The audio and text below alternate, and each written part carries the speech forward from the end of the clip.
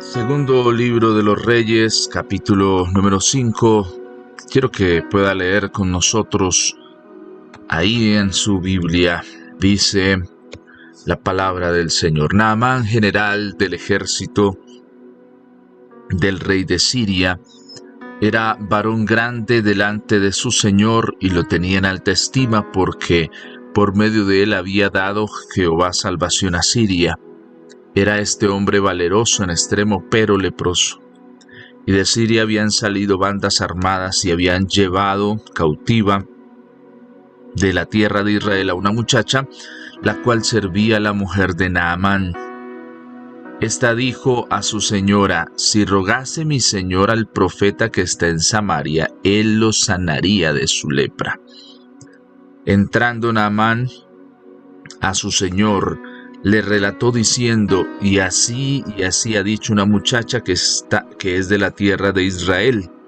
Y le dijo el rey de Siria: anda y ve, y yo enviaré cartas al rey de Israel. Salió pues él llevando consigo 10 talentos de plata y 6,000 piezas de oro y 10 mudas de vestidos. Tomó también cartas para el rey de Israel que decían así: cuando lleguen a ti estas cartas, sabe por ellas que yo envío a ti mi siervo Naamán, para que lo sanes de su lepra. Amado Padre Celestial, pedimos que hoy nos ayudes. Señor, que mientras meditamos y leemos tu preciosa palabra, tú traigas dirección a nosotros, traigas fortaleza, nos permitas entender el plan y propósito que tienes para con nosotros en medio de este tiempo. Pedimos, Señor, que sea tu gracia, tu favor, tu misericordia y bondad para con todos y cada uno de nosotros, en el nombre de Jesús. Amén y amén. Le invito a que pueda tomar este título: Cara a cara. Cara a cara. La historia que estamos presenciando, que estamos leyendo en el segundo libro de los Reyes, es una historia apasionante porque nos muestra todo un desarrollo de proceso que nos permite dilucidar la forma en la que se relacionan, en este caso, los reinos, en la forma en la cual hay costumbres para desarrollar ciertas cosas y obtener ciertos beneficios. Vemos a un hombre que es Naamán, que en la historia, después de que se escribe y después de que han acontecido los hechos que se relatan desde la perspectiva de que Naamán es una persona que el Señor ha usado. Él no lo reconoce inicialmente de esa manera porque no ha tenido ese encuentro con el Señor que va a tener a través del proceso de buscar sanidad de su lepra. Una lepra que ha consumido su vida, pero que no le ha impedido progresar y ser una persona prominente en su nación. Hay un contexto interesante que tenemos que tener presente, y es que en el campo judío la lepra es un signo de maldición, es un símbolo de separación. Una persona leprosa no puede estar en comunión con el pueblo, con las demás personas que están sanas. Tiene que ser apartado, estar tal vez en ciertos lugares o ciertas formas, pero el pueblo judío tiende a ser muy estricto con esas prácticas. No así son los otros pueblos de la tierra. Por eso Naamán, aún teniendo esa condición física, vemos que asciende al ser uno de los el general tal vez más importante de Siria, cuando en la narración se habla que era varón grande delante de su señor y lo tenía en alta estima. Esa referencia que está haciendo el escritor del segundo libro de los Reyes lo coloca como el segundo al mando. ¿sí? Alta estima quiere decir que es una persona en la cual el rey confía, ¿sí? Y al rey confiar en un general, pues el general es después del rey, es la siguiente autoridad. Y así es visto Naamán, en ese aspecto es visto Naamán. Acá hay un detalle también que pasa y es que la vida de Naamán, a diferencia de haber de pronto estado o haber nacido en Israel, él es extranjero, es de otra tierra, de Siria. eh, si hubiera nacido en Israel, no hubiera podido tal vez desarrollar esa carrera militar que pudo desarrollar en Siria, ¿sí? Porque en Israel la costumbre y las normas que estaban dictadas para una persona que era leprosa era que tenía que vivir apartada, tenía que estar alejada de la comunión normal dentro del desarrollo que se pueda dar para una persona. Porque como lo he estado comentando en unos momentos, la lepra, ¿sí? Es en el contexto no solo una enfermedad de la piel, sino tiene una carga y un contexto religioso y social fuerte para el pueblo judío. Y eso demanda que una persona que está en esta condición tenga que aislarse, ¿sí? O sea, tenía que vivir fuera. Vemos una referencia a esto cuando el Señor castiga a la hermana de Moisés porque se ha levantado contra Moisés y la castigan con lepra, el Señor, por una semana. Y durante ese tiempo ella tiene que permanecer aislada, fuera, lejos del campamento, hasta que el sacerdote pueda declarar que esa persona ha quedado limpia. Una persona leprosa era separada en Israel de la congregación, de la comunión, de estar, no podía participar de muchas cosas y tenía que hacerse a un lado. Era, perdón la expresión, un bicho raro, ¿sí? Y más que raro, aparte que tenía en su piel esa condición. Para poder ser restaurada su condición, debía presentarse al sacerdote, que el sacerdote en el desarrollo de la cultura judía actuaba como el inspector sanitario, era el que diagnosticaba la pureza o no de una persona, ¿sí? Y aparte de ese diagnóstico, la persona tendría que cumplir con un rito de purificación que incluía sacrificios, lavados, rituales específicos que en el libro de Levítico, en el capítulo 14, 13 y 14, se puede conocer un poco más a profundidad de esto. Pero ¿qué es lo que pasa? Aquí tenemos un desarrollo en un contexto más adelante del momento de Levíticos, pero con una diferencia, y es que el leproso no ha nacido en el contexto de Israel, sino viene de un contexto pagano, como se conoce a las naciones que no están dentro del contexto de Israel. Entonces es una nación pagana, es una persona que está alejada, pero en ese contexto pagano la lepra no ha sido un impedimento para que Naamán pueda surgir como un varón grande, ¿sí? Como una persona prominente y que se le reconozca como un hombre valeroso en extremo, como termina diciendo el versículo número 1 del capítulo 5, dice, era este hombre valeroso en extremo, pero leproso. Tenía esa condición, pero esa condición no le ha impedido poder desarrollarse. Pero hay un detalle y es el detalle de cómo se miran las cosas. Naamán en Siria ha sido un general que ha estado acostumbrado a que las personas lo miren cara a cara. En Israel no se da eso. Por el contexto en el que él viene, la enfermedad de la cual está sufriendo, ese contexto da para que nadie esté dispuesto a mirarlo cara a cara.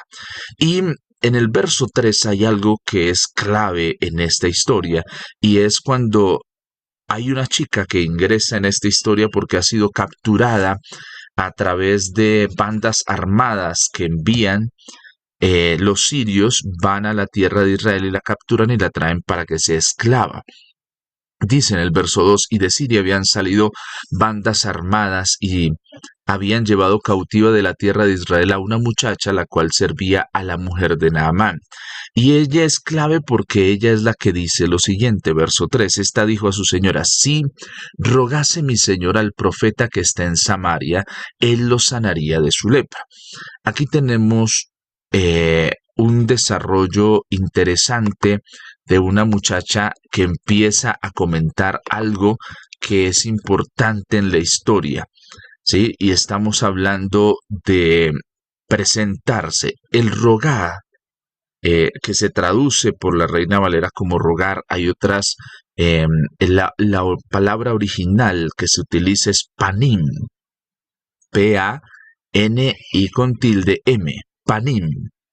¿Sí? Y panim habla de, más allá de rogar, que es la traducción de que nos traduce la Reina Valera, habla de un sinónimo. Ese rogar tiene que ver con presentarse cara a cara frente a alguien, ¿sí?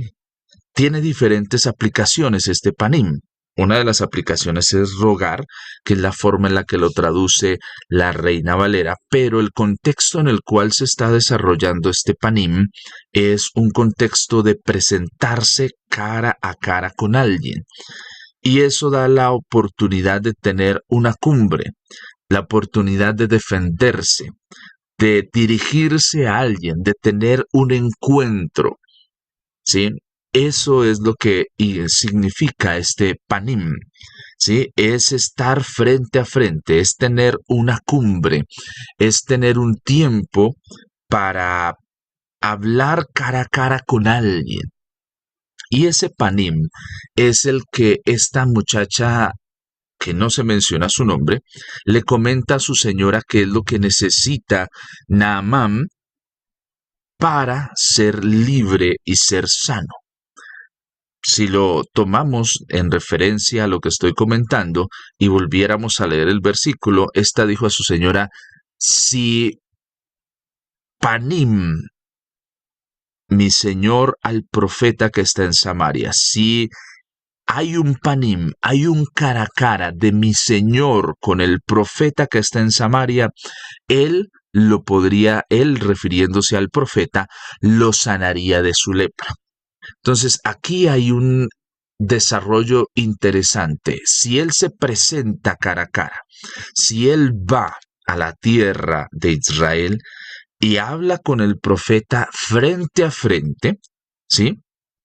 Entonces, él lo sanaría de su lepra. Necesita, y aquí entonces, en torno a esta palabra, este panim, es que Naamán empieza a desarrollar todo lo que acontece en esta historia. ¿Por qué? Porque por eso el afán de él de contar esto a su señor en el versículo número 4, cuando él va y cuenta al rey lo que le han dicho, ¿sí? Él relata lo que ha dicho y entonces el rey dice, listo, eso es, usted es una persona de alta estima para mí, y si eso es lo que necesitamos, que usted tenga un panim con esa persona, pues yo lo voy a enviar.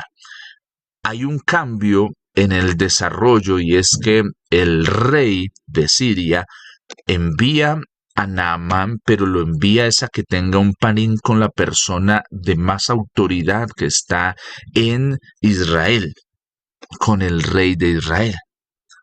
¿Sí? Él entiende, y hay un tema que es importante entender, por qué el desarrollo del panim y del cara a cara es tan importante, porque se tiende a pensar que nos hablamos de igual a igual y nos miramos cara a cara con aquel que somos iguales. Por eso el rey no le escribe a Eliseo ni lo manda a Naamán con Eliseo, sino lo manda con su igual. ¿Sí? Mira cara a cara a su igual. Tiene un panim. ¿Sí?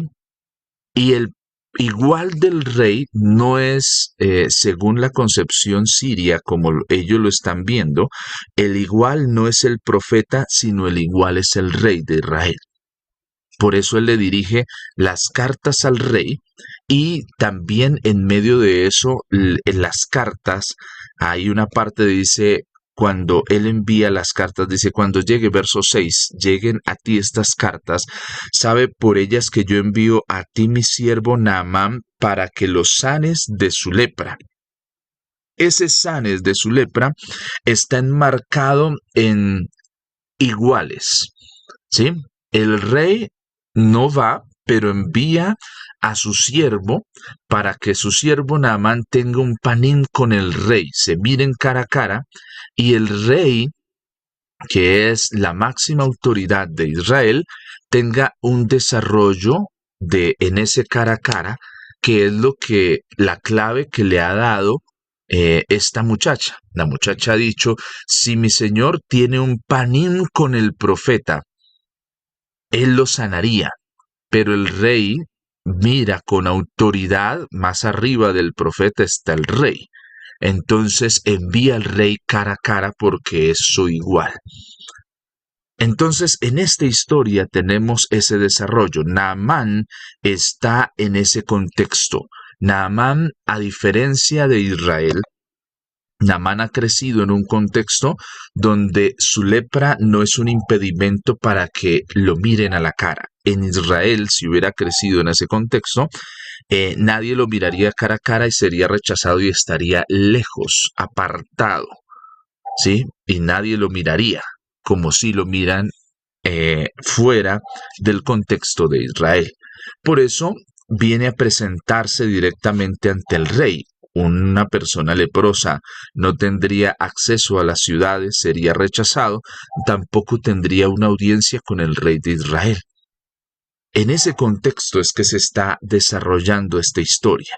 Pero aquí vemos también que el panim que se está desarrollando por parte de los sirios, en este caso del rey y de Naamán, es un panim que está desenfocado de muchas cosas y por eso el Señor quiere también en medio de esta historia tener un trato para con Naamán. Porque él quiere tener ese encuentro con el profeta. Y esa es su mayor preocupación. Y él se prepara.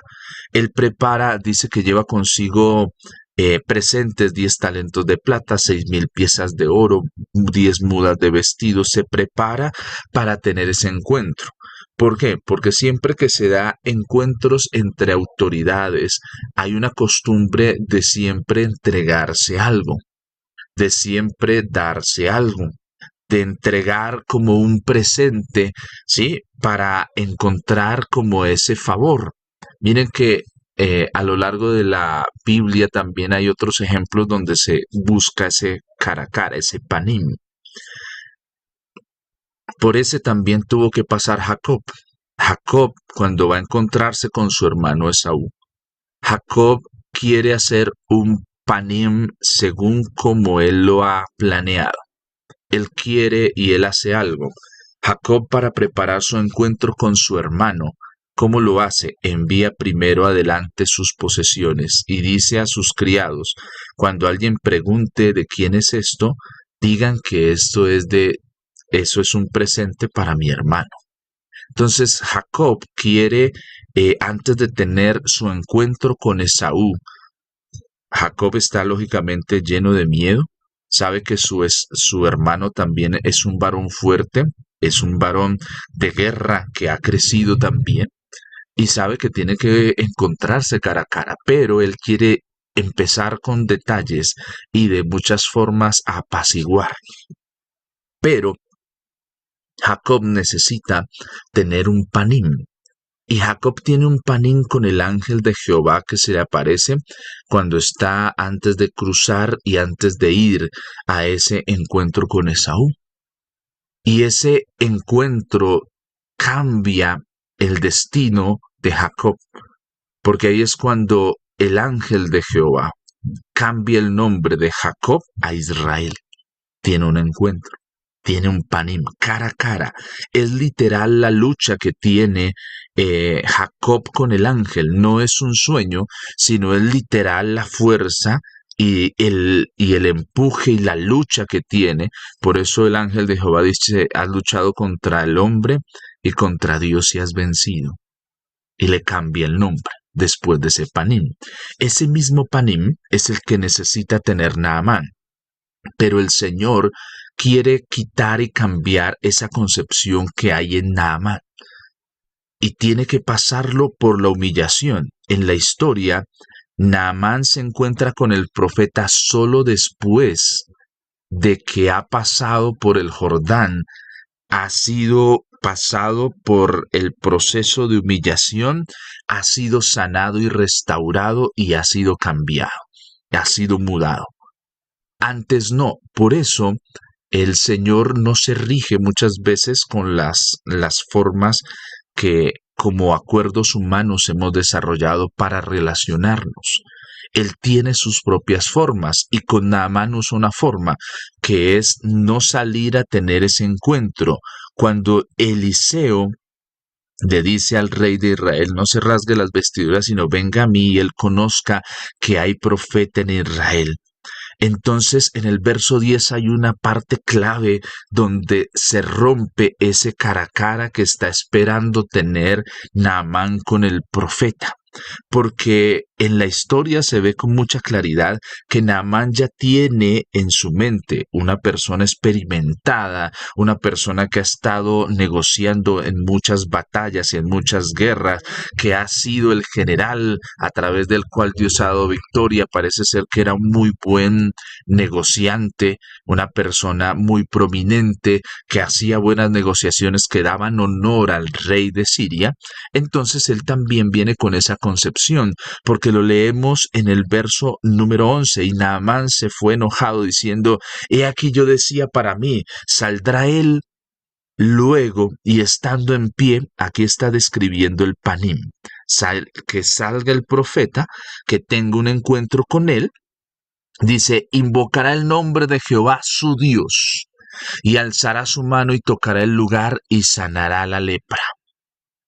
Él está esperando tener ese encuentro con el profeta, encontrarse cara a cara, como le ha dicho la muchacha, y que ese encuentro sea todo un acto como a los que él está acostumbrado que se dan los actos de guerra, donde se negocia la paz, donde él puede poner presentes en favor de recibir algo como es el milagro que él está esperando.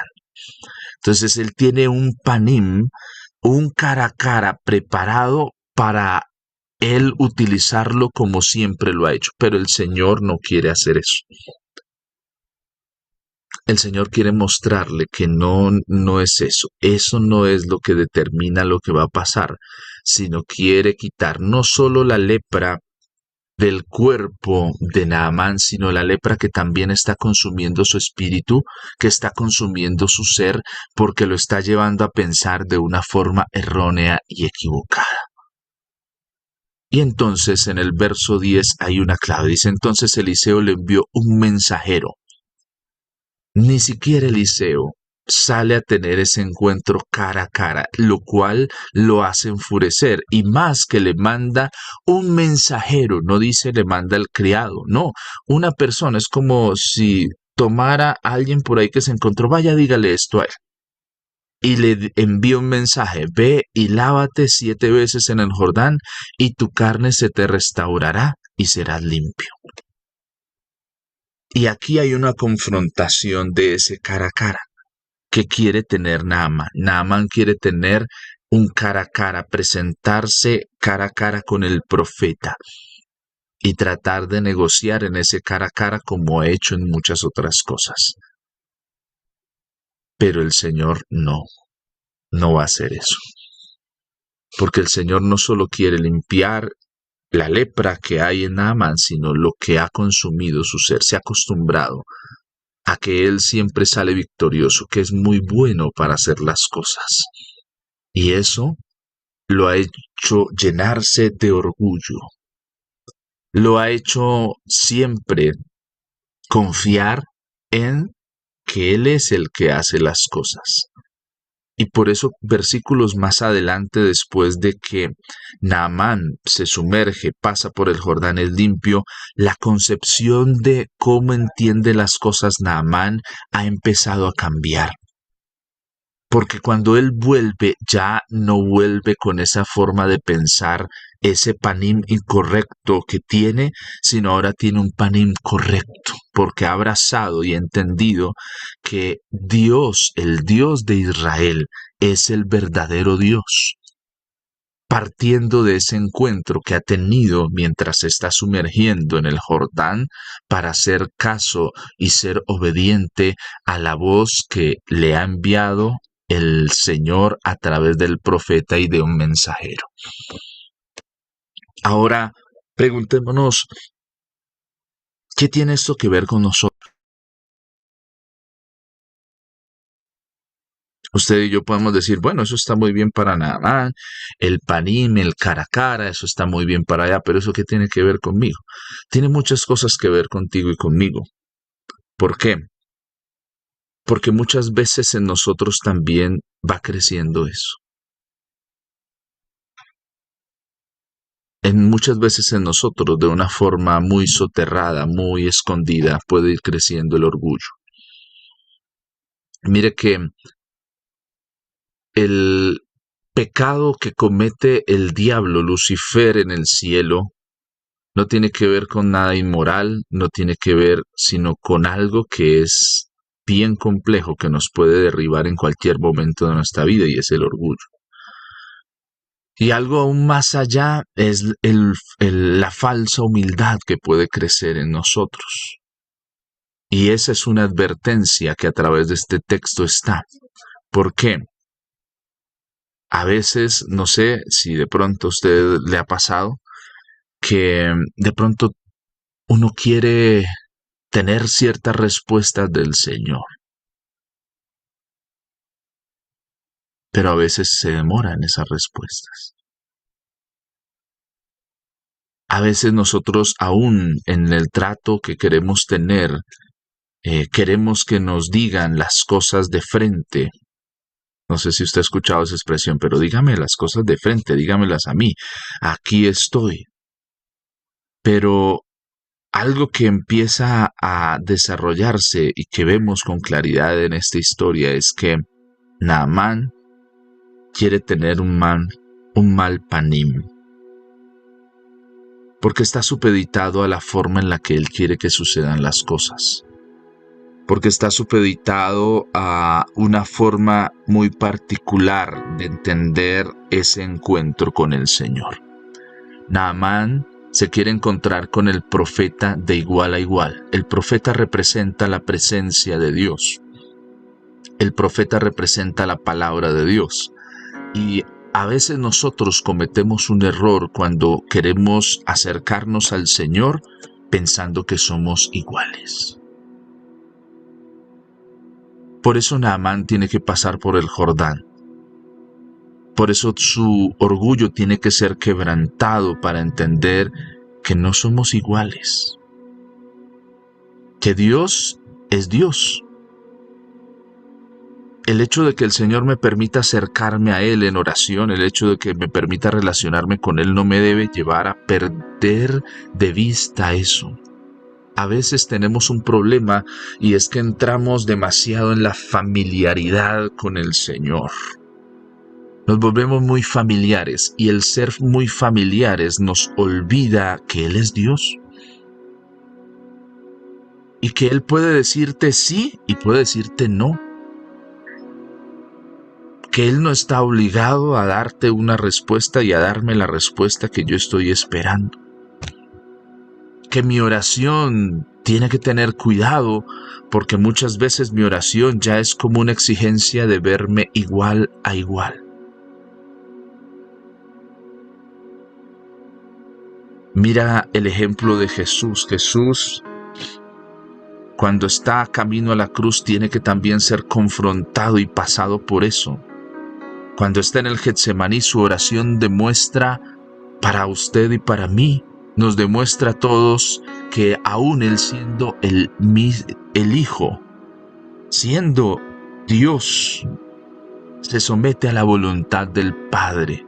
No se mira en que somos iguales y usted no, sino él mismo en voluntad propia se somete al Padre cuando dice: no se haga mi voluntad sino la tuya. Y aquí es una confrontación particular, personal y propia para con todos y cada uno de nosotros. Muchas veces podemos creernos que estamos de igual a igual con el Señor porque Él nos usa, y tenemos que tener cuidado porque no es así.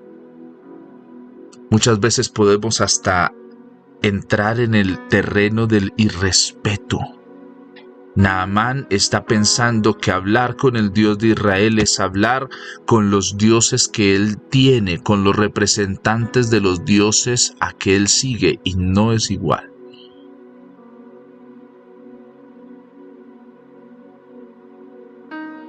¿Quieres tener un panim? A veces en nuestras oraciones pedimos cosas que a veces no tienen sentido. Queremos cosas que no son. Y hoy el llamado que quiero hacerte a ti y también a mí es a que entendamos que el Señor sí quiere relacionarse contigo y conmigo, quiere que tengamos esa comunión preciosa. A través de su Hijo Jesús, las puertas del cielo han sido abiertas para nosotros, para que podamos entrar a través del Señor. Pero no podemos olvidar que Él es Dios. No puedo olvidar que el hecho de que Dios me respalde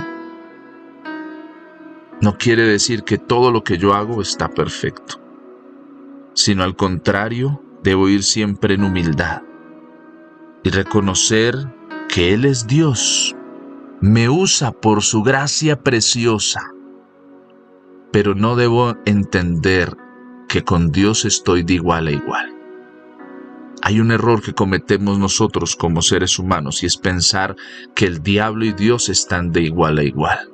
No es así. Esa es una concepción humana porque nosotros queremos estar de igual a igual con las personas. Por eso hay que aprender a entender varios principios de la Biblia. Hay un principio que es poderoso y es el pacto. Cuando Dios pacta con Abraham, el Señor, ¿por qué lo hace con él mismo? Porque en los pactos siempre se hace entre iguales. El pacto matrimonial se hace entre iguales, entre un hombre y una mujer. Y ese pacto que se hace entre iguales. Pero el hombre no puede pactar con Dios, porque no son iguales. Después vamos a poder tener un desarrollo mayor de esto. Pero ¿qué es lo que quiero dejarte?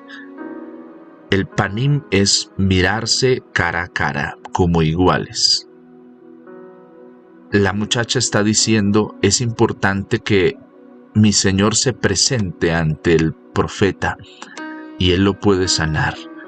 Pero Naamán, como viene de una concepción muy diferente, siria, él está pensando que ese panim, ese cara a cara, es una negociación para obtener un milagro. Y ese cara a cara en Israel no es una negociación para obtener un milagro, sino es un encuentro donde reconozco que necesito de parte de Dios. Es muy diferente.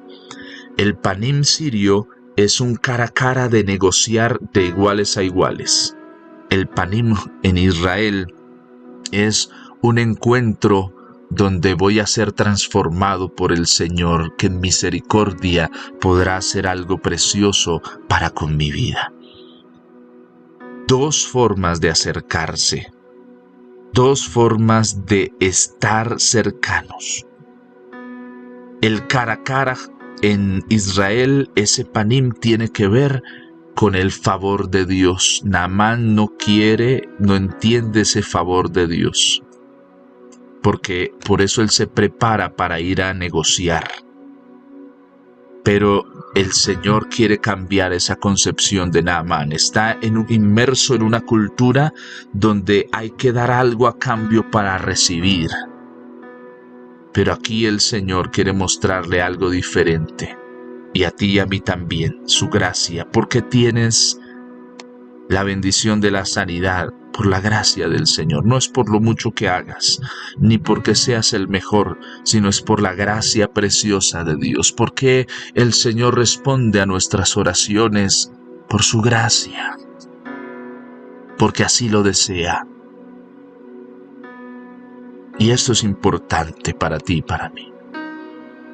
Dos concepciones de cómo encontrarse con el Señor. Te encuentras con el Señor, buscas al Señor según la concepción siria de estar de igual a igual, de que vas a entregar algo para obtener algo, o como lo ve en la narrativa del pueblo de Israel. Voy a tener un encuentro con el Señor donde Él es el Señor Dios, y en su gracia, favor y misericordia va a tener bien conmigo el quitar la afrenta que está en mi corazón. En humildad me acerco al Señor, reconociendo que Él es el que puede limpiarme, el que puede sanarme. Mira que los que se acercan a Jesús para recibir un milagro, hay uno precioso que dice: Señor, si deseas, puedes limpiarme. Y el Señor dice: sí quiero.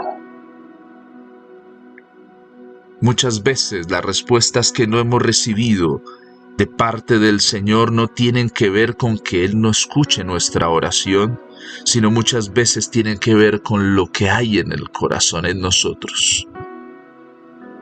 Hay cosas que, si el Señor tal vez nos las da en este momento, nos responde, tal vez nuestro corazón se va a llenar de orgullo, y por eso a veces el Señor nos pasa por el Jordán, para limpiarnos de ese orgullo, para limpiarnos de esas actitudes erróneas, para que, siendo impresionante lo que dice, su piel quedó como la de un bebé, y eso habla, nació de nuevo. Pasando por el Jordán nació de nuevo, y cuando nació de nuevo entendió cómo son las cosas, cómo es ese cara a cara. El cara a cara con el Señor no es un encuentro entre iguales. El cara a cara con el Señor es que yo me humillo ante Él y reconozco que Él es el Rey, que Él es el Señor, que puede hacer las cosas. Si tiene a bien hacerla hoy, daré gloria a su nombre, y si tiene a bien hacerla después, daré gloria a su nombre. Ten el pan incorrecto cuando te acerques al Señor a tener ese encuentro cara a cara. Ten el pan incorrecto cuando ores al Señor. Ten el pan incorrecto cuando te congregues, cuando busques su presencia, cuando leas su palabra. Ve con la actitud correcta. La invitación de la muchacha es a tener la actitud correcta, pero Naamán venía con una concepción equivocada y necesitó el Señor llevarlo al Jordán para cambiar esa concepción y hacerle entender el propósito verdadero. Por eso Naamán, más adelante en la historia, puede decir: entonces Naamán dijo en el verso 16: mas él dijo: vive Jehová en cuya presencia estoy. Dice el profeta que no lo aceptaré. Y aunque él le instaba, Naamán dijo: te ruego pues, de esta tierra no se dará a tu siervo la carga de un par de mulas, porque de aquí en adelante tu siervo no sacrificará holocausto ni ofrecerá sacrificio a otros dioses, sino a Jehová. ¿A quién? A Jehová. ¿Sí ve? Una adoración errónea en el proceso de tener un pan incorrecto con el Señor es cambiada a la adoración correcta. Y ese cambio de adoración correcta trae una bendición para muchas personas. Oramos al Señor. Padre, hoy te damos gracias por lo que estás haciendo en nuestras vidas y en nuestros corazones. Señor, perdónanos porque muchas veces hemos tenido concepciones erradas para encontrarnos contigo. Señor, queremos tener un cara a cara contigo, pero nos olvidamos que no es entre iguales, sino nuestro cara a cara de nuestra parte es en reverencia, en humildad, en humillación ante ti. Porque reconocemos, Señor, que tú eres el que merece la gloria. Perdónanos, Señor, si muchas veces nuestras oraciones han olvidado el que tú eres el Dios y yo soy siervo. Perdónanos, Señor, si muchas veces hemos caído en errores como el empezar a exigirte que hagas cosas para nuestro favor. Perdónanos si muchas veces hemos caído en no aceptar tu voluntad, sino que sea nuestra voluntad hecha. Padre, corrígenos hoy. Permítenos tomar el correctivo preciso para que la lepra sea quitada de nosotros. Señor, a veces ha crecido en nosotros la falta de humildad. A veces nosotros no recibimos tu palabra si no viene como nosotros creemos que debe ser. Perdónanos, Señor, porque eso ha dañado el propósito tuyo en nuestra vida. Y a veces nos pasas por el Jordán para que nos sumerjamos. ¿Para qué? Para que sea limpio, quitado de nosotros la lepra. Para que nuestro orgullo sea quitado.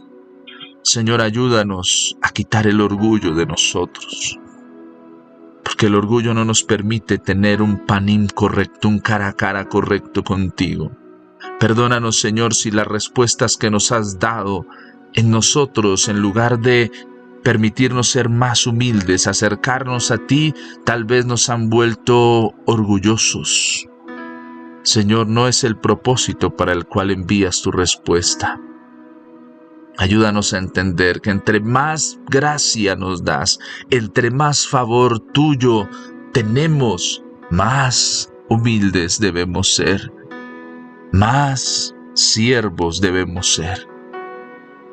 Señor, ayúdanos en este reto que tenemos para este día, de entender que el cara a cara que vivimos, que estamos deseando, no es entre iguales, sino es un cara a cara donde yo me acerco a ti en humildad y reconozco que tú eres el Señor, que tú eres el Dios, que yo hago lo posible, pero tú, Señor, haces lo imposible.